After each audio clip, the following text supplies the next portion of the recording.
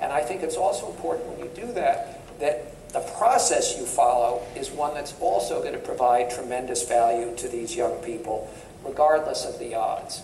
Meaning a process that is going to allow them to learn about themselves in a new way, to think about careers and opportunities and open horizons.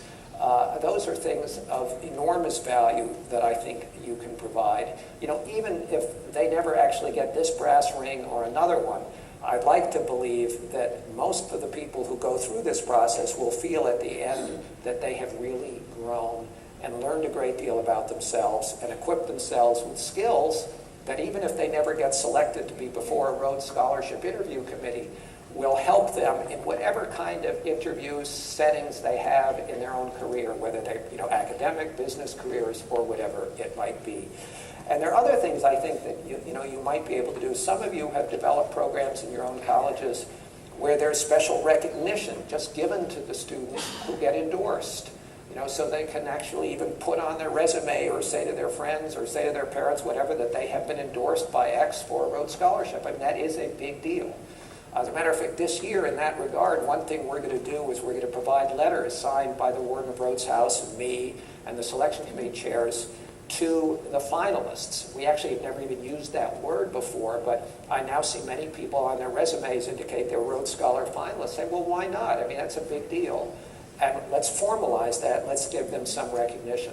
So I think there are ways that you can provide some additional recognition locally, even if they're not able to go on and win.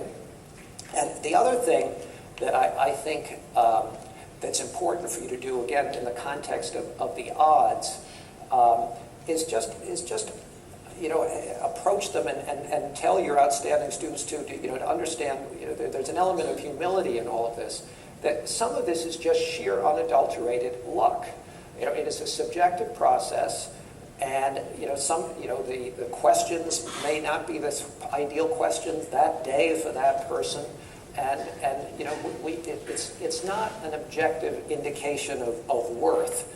And the other thing to remember is to somehow avoid the frustration that I know many of you feel if you've been recommending remarkable people, for 5 years, 8 years, 10 years, and never had a Rhodes Scholar from your institution, or maybe never even gotten someone to be interviewed. And one thing to keep in mind there, it's not, they are remarkable. You wouldn't be endorsing them if they weren't remarkable, and they're going to have pretty terrific careers. But I think of the experience even of Rhodes selectors in a similar context, if this makes you feel any better. Back in the days when we used to have a two-tier system, we had a state process and a district process, there would be many situations where someone would be the secretary of state X, and she would go on to the district each year with one or two people who have just been selected as the state finalists. And you've got a committee of 7 people, and they've all spent 2 days with these people, and they think, Sally and John are absolutely incredible, and how could they possibly not win? Well, year after year after year, they go off to the city for the district interview, and they don't win. And this person goes back to the state each time, and it's a very difficult thing when you don't see the quality of the other people who are there. And so I understand, I empathize when you do have someone who does not get selected for an interview or does not get selected, but that is no discredit to him, and I'd like to think that it's no discredit to us in the way we make our selections. But we're dealing with an extraordinary pool of people. I understand that frustration, and as I said, the standards do get higher every year. I mean, and it's always a wonderful thing for me and others in the selection process to be able to say, and frankly, in complete candor, when we name the new winners, that we're very thankful that we didn't, that we're not applying today, that we applied 30, 40 years ago. We probably wouldn't have been selected for an interview. It is remarkable, and it's a sign of the incredible strength of college students around the country. And realistically, again, one of the questions is, well, how are we going to know? There's how are you going to know if they stand a realistic chance? One thing you have to ask is just look at the academic record itself. Again, and I'll talk more about this, we're looking for well-rounded excellence. We're looking for outstanding students of character and leadership ability, leadership potential, leadership that's directed to others. Remember what Cecil Rhodes said about, contributing to the world's fight, making a difference. So we're looking up for a combination of things. But the foundation, remember, this is an academic award to go to a preeminent academic institution. The foundation is an intellectual foundation. There's no point in us electing a Rhodes Scholar who then is not going to be admitted to Oxford University. We do not have, an official stamp of Oxford to, say anybody we select is automatically going to be admitted to the university.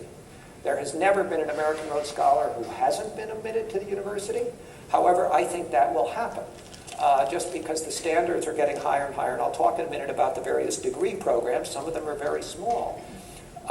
But we would not be doing anyone a favor by choosing a remarkable person you could predict is going to be, President of the United States someday, if she is not someone who is going to make the academic cut. We're not going to be electing that person. It is primarily an academic award where we're looking for these other kinds of things to balance the person out. And people say, well, what does that mean in terms of GPA or something like that? Well, I will continue to fight as long as I can to avoid having a minimum GPA for the Rhodes Scholarship, because you all have different standards. We have no minimum GPA, although I'm frustrated to say that now many Oxford departments do have minimum GPAs, and they're usually about 3.8. We don't publish the GPAs of our winners, but the average GPA, when I calculated it 2 years ago, was like 3.97 or something like that. So, and the other thing you want to consider is, if that person is not going to be admitted or would not be admitted to the handful of the most selective graduate or professional schools in his or her field in the United States, highly unlikely that she's going to be elected to a Rhodes Scholarship. So keep in mind, yes, we're looking for character, we're looking for leadership, we're looking for all those other things, but it has to be part of a package that's grounded in really pretty remarkable academic success. Let me talk a little bit about Oxford. Obviously, Rhodes Scholarships are tenable only to Oxford. Another problem, perhaps, with the fact that we are as well known as we are, is we attract sometimes many outstanding young people who would love to have the words Rhodes Scholar following their name. And they may have great intellect, they may have great character, leadership, unrivaled opportunities, but if he or she does not want to spend 2 or 3 or 4 years in a serious academic program at Oxford, shouldn't apply. I mean, this is not just a prize. This is an award to an institution for an academic purpose. We try very hard, and I think we're pretty successful in our filtering mechanisms to filter out those people we consider just trophy hunters who would like to be a Rhodes Scholar but really don't want to spend 2 years or 3 years at Oxford. But just remember, as obvious as it seems, that one has to be there. What degree they want to do at Oxford, though, here I'd urge you all to, frankly, relax a little, at least for the Rhodes Scholarships. For other kinds of awards, you do have to become somewhat expert in the particular degree that the student is interested in, because that person is going to apply for a particular degree. And if they do not get into that degree, they're probably not going to get into the university.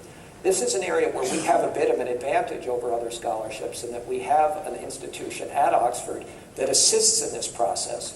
And for many people, frankly, it's understandable to me, given the odds of selection, to invest an enormous amount of time in whether you're going to do this particular MST or this MPhil or a DPhil or a BA doesn't make a lot of sense to me. But until, and some people actually win every year, they don't really take Oxford seriously until they hear their name read aloud by the chairman of the selection committee and say, my God, I'm actually going to the place. What am I going to do? Actually, a little secret is about a third, at least a third of the 32 every year change their degree course entirely after talking to me after winning. And that's fine. We think it's understandable. And the other thing about the degree course is if they are not successful, in some cases, even if they want to do it, I'll say, you know what? You're not going to get admitted to that degree. You want to do the MPhil in International Relations, you want to do the MSc in Global Health Science, and I'll look at their record. I say, you're not going to be admitted, so I'm not going to let you waste your time with that, and I will suggest something else. But at least for most Rhodes Scholars, if they don't have the opportunity in their degree, their first choice degree, there are lots of others. You know, now Oxford, there's this huge number of 1- and 2-year master's degrees, so the likelihood of someone who really wants to be studying at Oxford finding another one or 2 or 3 that are also very attractive is very high. So, you know, they shouldn't spend enormous amounts of time worrying about degree X or degree Y. They should apply and indicate a reasonable reason why they should do and why they're qualified for a particular degree. And another little point on that is, and I'll talk about the essay too in a minute, we now, because the American Rhodes essays, frankly, turn off as many Oxford admissions directors as it turns on, probably turns off more than it turns on, we're going to actually strip that out when we send the application on after the winners and actually ask them to write an entirely new short statement of purpose explaining why they wanted to do degree X. So don't worry too much about that. But you know, do encourage your students to look at the range of degrees and also make sure they look online to see all the new degrees. They're unlike most American universities that have very few master's degrees. Oxford, there are hundreds. And they keep adding to one. As a matter of fact, one that's going to be added this fall that's eligible for Rhodes Scholars is going to be very popular. It's a 1-year master's in public policy. And so that's now going to be an eligible degree. But even there again, they're only going to accept 20 or 30 people in year 1. They're going to turn down Rhodes Scholars for that degree. So just, again, keep that a little bit in mind. But a footnote there, for those of you advising scholars or advising students who are going to go to a British university and not through the Rhodes process, you do really need to do everything you can to understand the different degrees and the advantages and disadvantages of each.